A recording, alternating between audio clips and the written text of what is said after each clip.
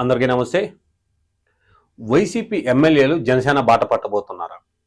ఒక విధంగా పడుతున్నారని కూడా చెప్పొచ్చు. ఎందుకనంటే ఉమ్మడి అనంతపురం జిల్లా నుంచి ధర్మవరం నియోజకవర్గం మాజీ ఎమ్మెల్యే కేతిరెడ్డి వెంకట్రామరెడ్డి గారు గత కొద్ది రోజులుగా చూసుకుంటే పవన్ కళ్యాణ్ గారిని పొగడ్తలతో ముంచుతా ఉన్నారు. సో జగన్మోహన్ రెడ్డి కంటే పవన్ కళ్యాణ్ ఇంకేదో చేయగలిగారని, చేశారని, సో పవన్ కళ్యాణ్ అనే వ్యక్తి కూటమిలో ఉండకపోతే చంద్రబాబు నాయుడికి జగన్మోహన్ రెడ్డిని ఓడించే అంత దమ్ము లేదని, సో 40 ఏళ్ల రాజకీయ చరిత్రలో చంద్రబాబు నాయుడు గారు అసలు జగన్మోహన్ రెడ్డిని ఓడించడానికి అసలు ఎంతవరకు కూడా పనిచేయడానికి అని చెప్తున్న విషయంలో ముఖ్యమైన పాయింట్ ఏంటంటే పవన్ కళ్యాణ్ అనే వ్యక్తి లేకపోతే కూటమి గెలుపు సాధ్యం కాదు. సో ఈ విషయాన్ని అందరూ గమనించాలి.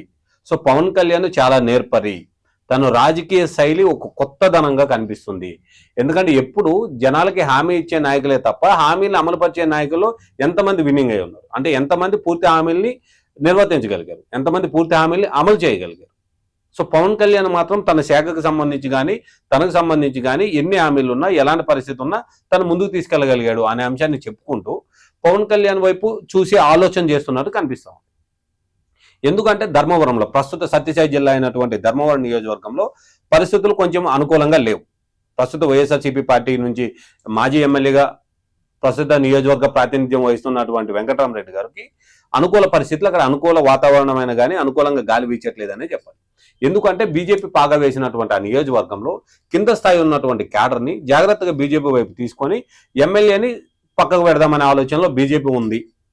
సో అలానే నియోజకవర్గంలో తన బలం తగ్గిపోద్ది అని ఒక చిన్న చిన్న ఆలోచనలు ఆయన మధ్యలో కలుగుతున్నట్టు మనకు అర్థమవుతుంది. ఎందుకనంటే చాలా వరకు ఎమ్మెల్యేలందరూ నియోజకవర్గాలకు పరిమితం అవుతారు.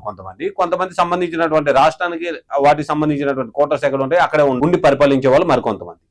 కానీ రాష్ట్రం మొత్తము గుడ్ మార్నింగ్ ధర్మవరం అనే ఒక ప్రోగ్రాంతో రాష్ట్రం మొత్తంలో ఉన్నటువంటి వైసీపీ క్యాడర్ కానీ జనాలందరికీ కానీ తెలిసేలాగా ఒక గుర్తింపు తెచ్చుకున్నటువంటి లీడర్. సో అతని రాజకీయ ప్రస్థానం ఎలా ఉంది అని అంటే తన తండ్రులు ఉన్నప్పటి నుంచి, తండ్రుల దగ్గర నుంచి కూడా ఎమ్మెల్యేలుగా గెలిచి ఉన్నారు, ఎమ్మెల్యేలుగా ఓడున్నారు, అన్ని రకాలు తన తండ్రుల దగ్గర నుంచి ఉంది. అంటే రాజకీయంలో ఉన్నటువంటి ఫ్యామిలీ అది. సో సపరేట్గా ఎక్కడి నుండో వచ్చి రాజకీయ నాయకుడు అయినటువంటిది కాదు. ఎందుకంటే 2014లో తను పోటీ చేశాడు, 2014లో ఓటమి చెందాడు, 2019లో గెలిచాడు, 2024లో మళ్ళీ ఓటమి చెందాడు. పరిస్థితి రీత్యా పార్టీలు కూడా మారుకుంటూ వచ్చారు. ఎందుకంటే గతంలో వాళ్ళ నాన్నగారు ఉండేటప్పుడు టీడీపీలో ఉండేవాళ్ళు. సో టీడీపీలో ఓడిపోయిన తర్వాత టీడీపీ నుంచి అక్కడ ఏదైతే అప్పటి అనుకూల పరిస్థితులు కానీ అక్కడ ఉన్న సిచ్యువేషన్స్ లో వాళ్ళ నాన్నగారిని రైల్వే స్టేషన్ లో చంపేయడం జరిగింది. So like what ever it, అది అలా ఉన్నప్పటికీ ఆ తర్వాత తను వైఎస్ఆర్సీపీ నుంచి రాకముందు కాంగ్రెస్ పార్టీలో చేరారు. రాజశేఖర రెడ్డి గారు హయాం ఉన్నప్పుడు రాజశేఖర రెడ్డి గారికి వాళ్ళు రాజశేఖర రెడ్డి గారి పార్టీలో చేరడం జరిగింది అనమాట అప్పటి టైంలో. సో ఆ తర్వాత రాజశేఖర రెడ్డి గారి తదనంతరం వైఎస్ జగన్మోహన్ రెడ్డి గారు వైఎస్ఆర్సీపీ పార్టీని స్థాపించిన తర్వాత సో వైఎస్ఆర్సీపీ పార్టీలో 2014 ఎలక్షన్లకి కొద్ది రోజుల ముందు జాయిన్ అయ్యారు. సో జాయిన్ అయ్యి అక్కడ బీఫామ్ తీసుకొని పోటీ చేశారు 2014లో, బట్ అప్పుడు ఓడిపోయారు తాను. 2019లో మళ్ళీ వైఎస్ఆర్సీపీ నుంచి పోటీ చేశారు, గెలిచారు. గెలిచిన తర్వాత ప్రజల పల్స్ ఎలా పట్టుకోవాలి, ప్రజల దగ్గరికి మనం ఎలా మమేకం అవ్వాలి అనే ఒక అంశం మీద గుడ్ మార్నింగ్ ధర్మవరం అనే ఒక కాన్సెప్ట్ తోటి సోషల్ మీడియాలో ప్రతిరోజు జనాలకి కనిపిస్తూనే ఉండేవాడు.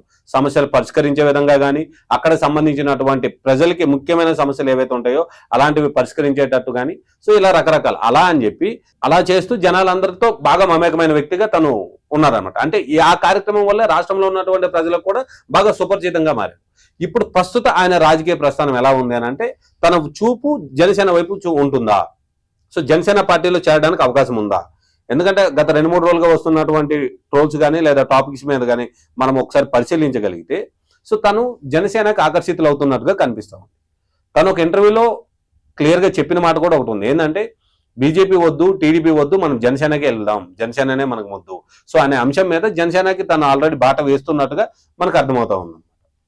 సో ప్రస్తుత పరిస్థితుల్లో ఆయన జనసేనకు వస్తే జనసేన తీసుకుంటారా? సో పవన్ కళ్యాణ్ గారి దగ్గరకు వచ్చి కలిసినప్పుడు తీసుకునే అవకాశం ఉందా లేదా? ఎందుకంటే వైఎస్ఆర్సీపీ పార్టీకి ఎగ్నెస్ట్ గా నిలిచినటువంటి జనసేన పార్టీ వైఎస్ఆర్సీపీ కార్యకర్తల్ని లేదా వైఎస్ఆర్సీపీ లీడర్స్ ని తీసుకుంటుందా? దీన్ని 2 కోణంలో చూడాలి. ఒక కోణం ఏంటంటే తీసుకుంటది, ఎందుకంటే ఒక రాజకీయ నాయకులుగా రాజకీయ పార్టీగా చూసేటప్పుడు తీసుకోవాలి. ఎందుకంటే పార్టీ బలం పడడానికి కానీ పార్టీ ఇప్పుడు వాళ్ళు జనసేన పార్టీలో చేరడం వల్ల ఉమ్మడి అనంతపురం జిల్లాలో ఒక కొత్త ఉత్సాహం జనసేన పార్టీలో ఉంటుంది. ఎందుకంటే ఆల్రెడీ తను ఎక్స్ ఎమ్మెల్యేగా ఉన్నారు కాబట్టి నియోజకవర్గంలో ఉన్నటువంటి తన చుట్టుపక్కల ఉన్న మరో 2-3 నియోజకవర్గాల మీద కూడా మంచి గ్రిప్ ఉన్న వ్యక్తి కాబట్టి సో అదొక కోణంలో చూడాలి. మరో కోణంలో వైఎస్ఆర్సీపీ పార్టీ చేసిన యాక్టివిటీస్కి ఎగ్నెస్ట్ గా ఉన్నారు తప్ప వైఎస్ఆర్సీపీ పార్టీ నాయకులు కాదు.